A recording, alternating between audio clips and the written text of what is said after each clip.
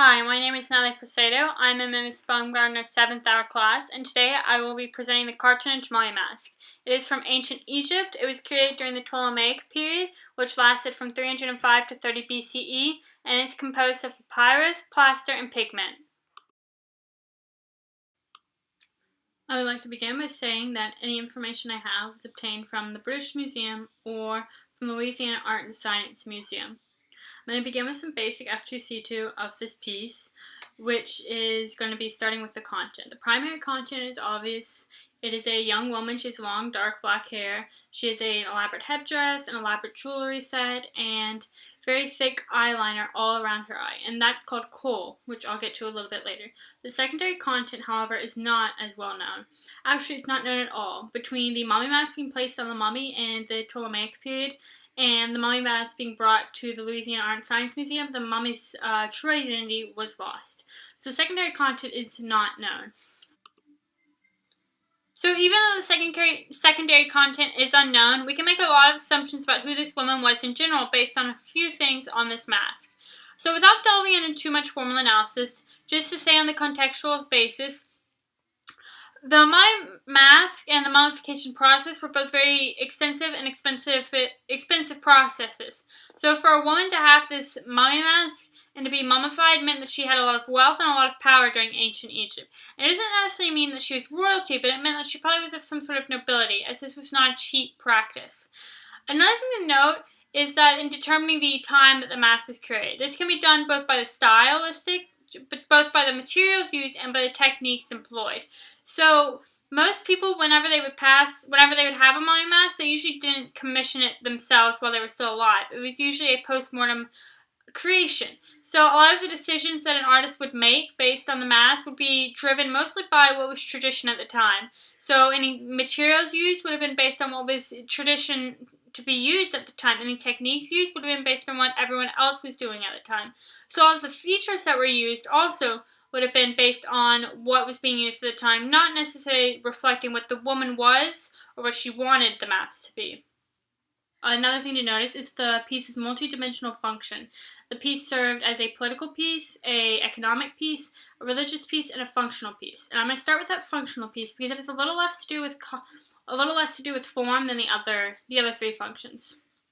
So as a functional piece, the piece would have protected the mummy's face. Something that was very key to the Egyptian religion was that the mummy's face was recognizable to the gods of the underworld. They needed to be able to recognize the mummy if the mummy was going to get passage into the underworld. Therefore, the main function of the mask would have been simply to protect the face of the mummy. So that's an important thing to note, because whenever historians took the mask off of the mummy and chose to share it with the world, while they did do a good deed in sharing this ancient culture with the world, they destroyed the mask's ultimate purpose, which is to protect the face. So they destroyed that spiritual and functional part of the mask. Mummification and therefore the process of creating a mummy mask both were very extensive processes that would have been very time consuming, very expensive.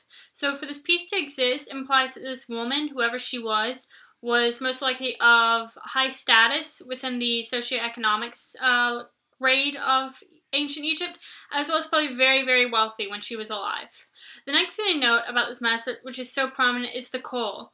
In ancient Egypt, everything was tied in with religion and with spirituality, including beauty. So kohl is a major aspect of a noblewoman or a royal woman's makeup routine. So the kohl was both considered beautiful and a protective function. It would have protected the wearer from an evil eye, which is some sort of superstition that the Egyptians had in their religion, as well as other religions around the world. The other thing to note is that it would have been beautiful. So by putting this on the mask, the artist is trying to show that this woman was a very beautiful woman. He's possibly trying to idolize her, which is something that a main feature of this mask that we're going to get into later. It also showed that she could have afforded cosmetics, which would have been an important economic function of the piece, because cosmetics were not something everyone could have. A nice kohl would have been something that would have been a little more rare and something more common about the noble and the royal women. So here, kohl is not only just an example of an idealistic feature, it also shows economic and religious function within the piece. So to tie in with talking about beauty with the kohl, the next thing to notice that's considered idealized about the woman is her hair. It's very long, it's thick, it's very dark, And, even in today's society, long, thick hair that has no sort of breakages, no sort of split ends, that's considered healthy, beautiful hair. So even back then, I imagine that in ancient Egypt, long, thick hair without any breakages would have been very healthy and very beautiful. So to depict this woman with thick hair, even though she may not have actually had hair this thick or this full, it would have been an example of an idealized feature, and it would have been an example of the artist trying to depict the woman, the patron, as being a very healthy woman. Now I'm getting talking about what the woman's actually wearing. You'll notice she's wearing a very elaborate headdress and a very elaborate necklace. These were both common among noblewomen and royal women at this time in ancient Egypt. During the peak of ancient Egypt, Egyptian jewelry was considered the finest in the world, and it was very sought after around the world. So for this woman to be wearing this very fine jewelry was to depict her as very wealthy again and very high up in the social class. However, you'll notice it's not exactly the best jewelry it could be. The best jewelry at this time would have been gold as well as colored jewel beads.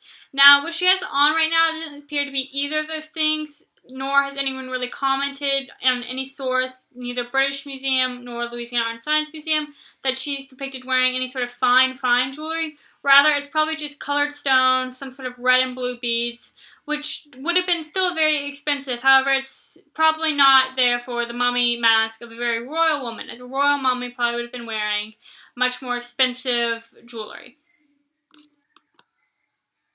Now that we've talked about both the skin and the hair of the mummy, we can talk about how they interact together to change the audience's view of the piece. So they obviously very much contrast each other. The hair is very dull in color, it doesn't have much shine to it, and it doesn't have much topographical changes to it. And in contrast, the face, it's made of that pure gold look, and it has the defined nose, the lips, the eyes, and so the headdress and the hair, therefore, serve to outline that face, and they draw the audience's eyes first to the face. And now, from there, you'll notice that the face, for the most part, is one solid color. It's all gold, except for one part, the eyes. The eyes, they are this whitish color, and they're outlined in a very thick black line of coal. So that contrasting color with the white and the gold, as well as that thick black line to outline the eyes, it would have been a very good way for the artist to draw the attention towards the mummy mask's eyes. Another very noticeable feature of the mask is its golden skin. The entire surface of the skin is covered in a gold pigment, and this is very important for the religious function of the mask, which is that the sun god Re was believed to have pure gold skin. Re was the most revered god, and every mummy's dream was to one day unite with Re in the afterlife. So by depicting their skin as being gold, it would have both aligned them with that most revered god, with other deities who are often depicted with gold skin, as well as have a partially economic function, as obviously throughout history gold is associated with wealth. So the skin color would have served both economic and religious functions within the piece. So something very important to notice about the mask in general is that everything that you see is very idealized. Every feature is idealized. The skin, the lips, the hair, everything idealized. And this is an important thing to note because one of the main functions of the mask was supposed to be to help identify the mummy from other mummies. If the spirit left the body, the spirit's only way of finding its right mummy again would have been to locate that mask that would have belonged to that mummy. So it's very ironic, really, that the mask features no individualistic features, but instead is representing the perfect Egyptian woman at the time of creation. So ancient Egypt was a very long-lasting civilization, and throughout this civilization there's a lot of artistic changes that were made in every aspect of art, including the mummy mask. So originally, mummy mask had a very different composition. They were originally made of linen, but as time went on, it became linen and tuck, and eventually it became papyrus during the Ptolemaic period. And this transition was a result of changing societal views. So during the Ptolemaic period, it became a common view that papyrus should not be wasted. It should not just be thrown out. So unwanted government scrolls, instead of being discarded, were reused in the form of mummy masks. And that had a really great effect, in that now government scrolls were preserved from ancient Egypt that otherwise would have been discarded and would have probably decomposed fairly quickly. Now many historians are able to use these mummy masks to look at ancient Egyptian documents, all as a result of changing societal views during ancient Egypt. Another change to witness in the mummy mask is the change in technique. So older technique demanded that the artist would use just a single shell of whatever material he was using, whether it was linen or papyrus. However, during the Ptolemaic period, which I'll remind you is the period that this Cartonnage Mummy Mask was created in, so during the Ptolemaic period, they changed to a 4 to 6 shell shape. And so this process would have been a lot more time consuming and a lot more extensive, and obviously more expensive as well. It also would have given the artist more creative ability, as they would have created a more detailed mask, and it would have been a lot more structurally sound. Both would have been pluses for the mummy mask. The final major change to note about the mummy mask is the changes in the features of the face. So the actual race of the ancient Egyptians is really highly debated. Nobody really knows what they were. However, something that you can definitely note from the oldest to the newest mummy mask is that the features are very much getting smaller and thinner. The noses are narrowing, the lips are thinning out. Everything is becoming more what is considered a standard European face. So a lot of people think this has to do with the increase in trade and even the increase in war that was going on with Europeans as the time went on.